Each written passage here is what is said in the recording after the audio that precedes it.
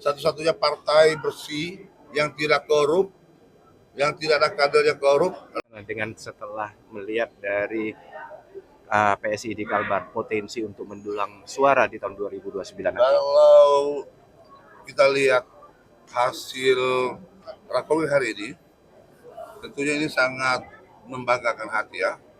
Saya optimis bahwa kepemimpinannya Haji Robi sebagai Ketua DPW, insya Allah PSI di Kalimantan Barat 2009 tidak hanya mendapatkan kursi, tapi insya Allah dia bisa jadi pemenang di Kalimantan Barat.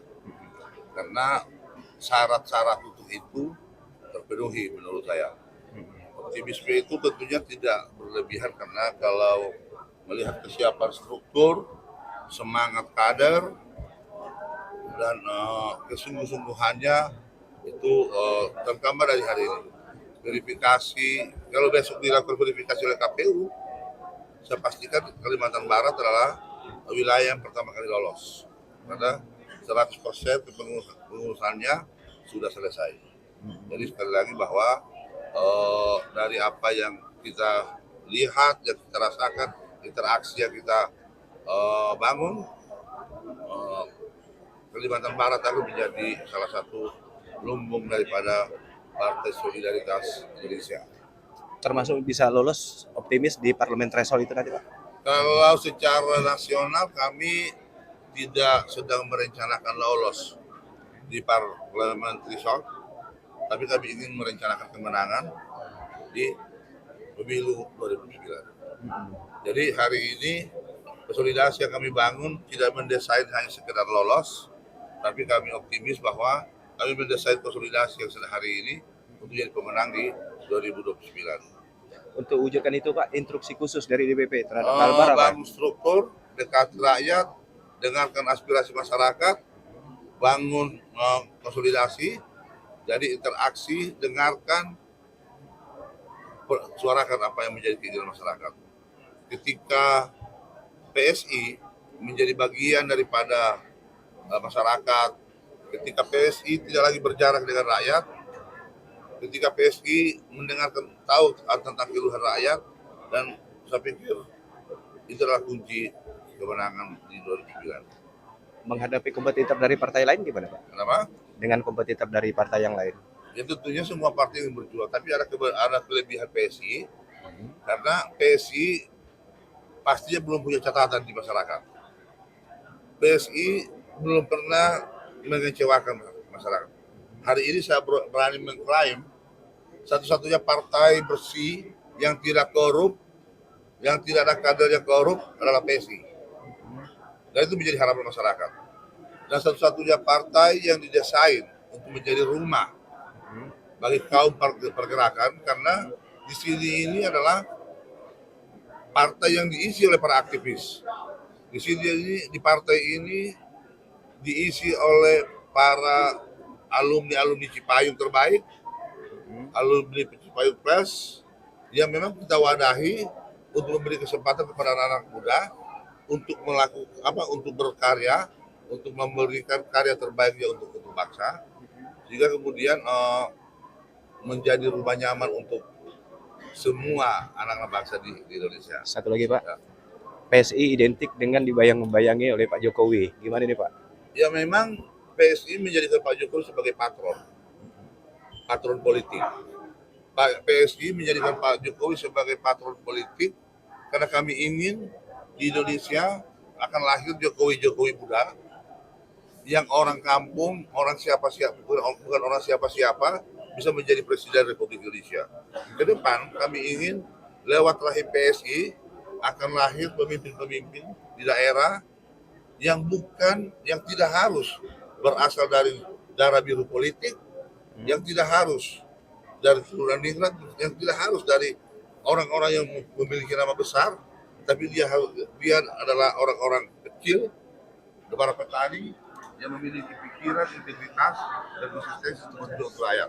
Kami ingin ke depan bahwa yang menentukan siapa pemimpin itulah rakyat, dan kami ingin menjadikan Jokowi sebagai contoh bahwa kalau kamu ingin menjadi pemimpin negeri ini, ada contoh hidup, yaitu Jokowi.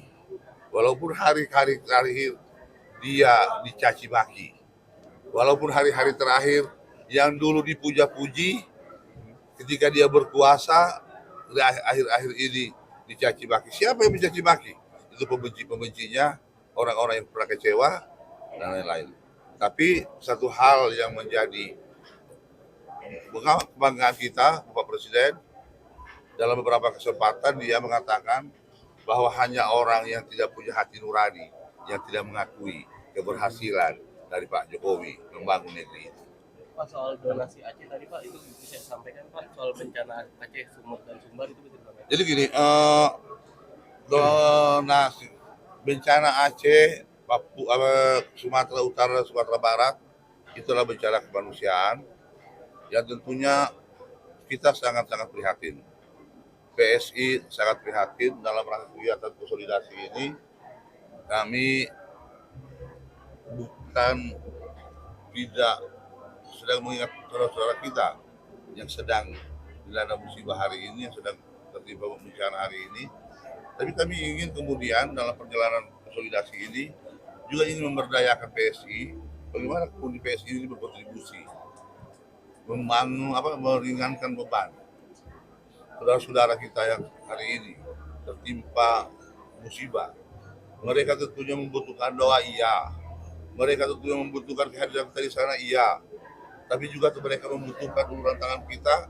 Nah, maka untuk kemudian PSI, insya Allah kami akan mencoba menggerakkan seluruh keluarga besar PSI seluruh Indonesia untuk berusaha meringankan sedikit beban mereka hari ini.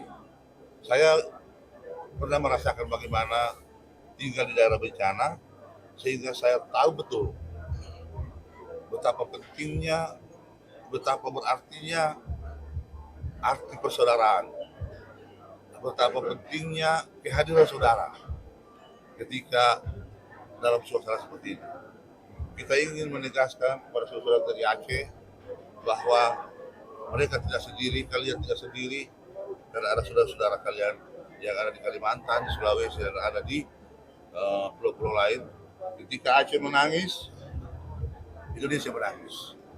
Ketika Sumatera menangis, Indonesia menangis. Nah itu kemudian kita coba hidupkan kembali sebagai bentuk kegotong royongan kita, karena sejatinya kita Indonesia. Kalau dari sisi kemampuan pemerintah Pak, kalau dari sisi kemampuan pemerintah menangani sampai sejauh ini dan juga tidak menerima bantuan dari luar Pak, Kalau apapun terlalu mudah, terlalu cepat untuk kita mengatakan, menilai. Tapi bagi saya, kalau kita bersama-sama, kalau kemudian kita bersama-sama bahu membahu dengan pemerintah, masyarakat, usaha dari seluruh Indonesia, persoalan itu bukan menjadi hal yang terlalu berat. Tapi kalau kita biarkan pemerintah sendiri, tentunya juga akan menjadi beban bagi pemerintah. Nah untuk itu kita bersama-sama membantu pemerintah.